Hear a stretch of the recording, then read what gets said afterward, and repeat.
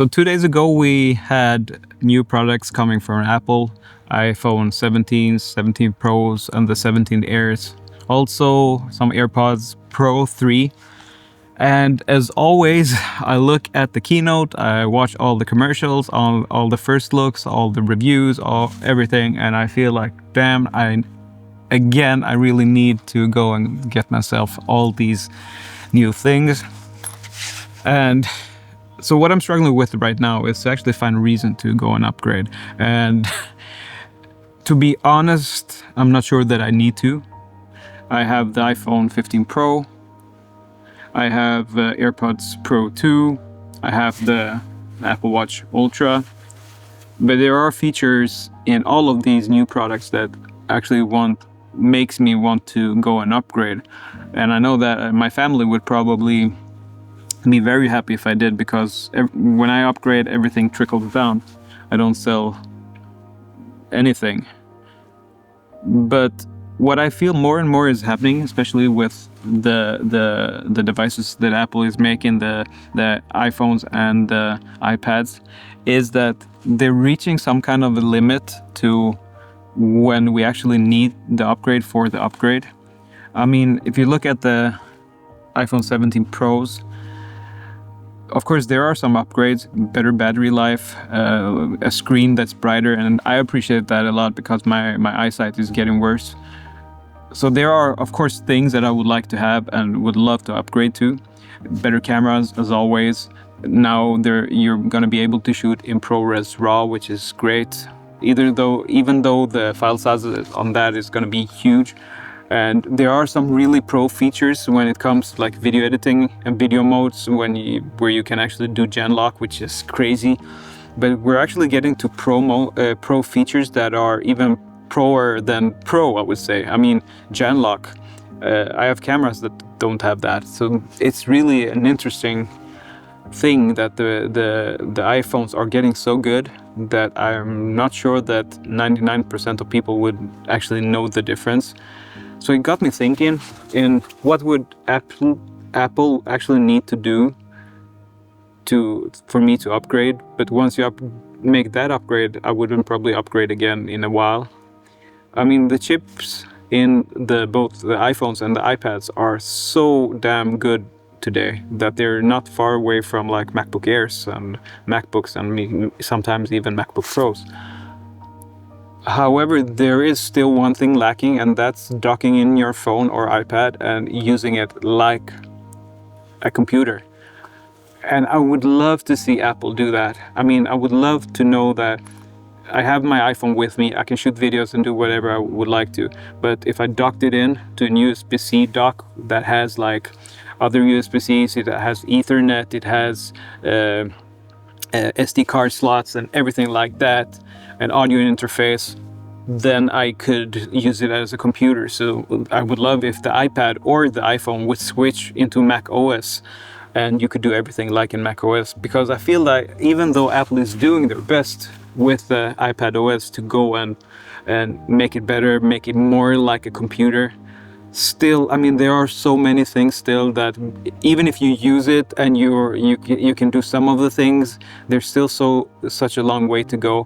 And I would honestly like it more if Apple would go and say, okay, let's make a really good iPad OS for touch, and then when you plug it in, it actually switches to macOS.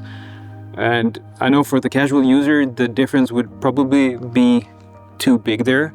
However, they could like just enable it in the settings or anything, because I think that the new devices are so good that they're so close or similarly good as laptops. I actually bought the iPad M4 last year when it came out, and it was such a beautiful thing, but I was trying to use it as a computer and it didn't go. And it would probably go a little bit better today with iPad OS 26, but I still have other iPads, so I'm going to try it out and see what's happening. But still, I feel that there's so much power in it that I'm never going to use that in the way that Apple wants me to use it. If it was a computer or if it had Mac OS on it, it would be so much better. The same thing with the iPhones. I mean, the iPhone, even the iPhone 15, it's so damn fast, it's so damn good. So if I could connect it to a keyboard, if I could connect it to a mouse or a touchpad or whatever, and then connect it to a screen, that would be such a good thing. And also, I don't think that Apple actually would lose too much from it, because the new iPhones, at least here in Sweden, they cost more than a MacBook.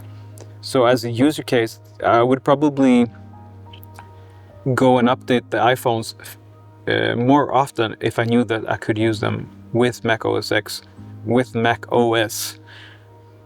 But do I think that Apple is going to do that? Probably no. I'm guessing that a company like Nothing or Samsung or one of those companies will be the first one to be able to switch from Android to maybe Windows or whatever. But if Apple does that, I mean, it's game over. Having your phone with you at all time, and also knowing that once I connect it to a dock, I can use it as a computer for real and not like this limiting iPad OS thing. That would be cool. But yeah, looking at the new products, of course, every time, as I said, Apple releases these products, I think I have to get them. I actually feel like I really want an iPhone 17 Pro because of the Apple ProRes RAW, and also because it seems like the new Apple Log 2 is only going to come to the 17 Pros and not the older ones. And that's something I really would like, because shooting in Apple Log is such a great thing. However, I'm not too in love with that log. It's better than not having log, of course, but still I would love it if Apple could make it even better. And I'm guessing they are thinking the same, because they are actually working on the Apple Log 2. And I'm not sure if it's gonna be on the released phones once they come out in 2 weeks, but hopefully they will. And if I try it out and it looks better than the normal log on the iPhone 15, I might just go and get it. But as for the iPhone being faster and all the other features, I don't care too much, to be honest. And I'm actually working on using my iPhone less, but I would love to have those features, the really great camera features, on me at all time. So yeah. The question for you guys is, are you looking to get those products? Do you feel they're overpowered for what you actually need? Because I would actually be able to go back to my iPhone 13 mini and still have it great. The only thing I would miss from the iPhone 15 Pro to the mini would be the Apple ProRes and the log film shooting. Other things, I'm not sure I would actually care about it. Yeah. Well, that's this video. Thanks for this time.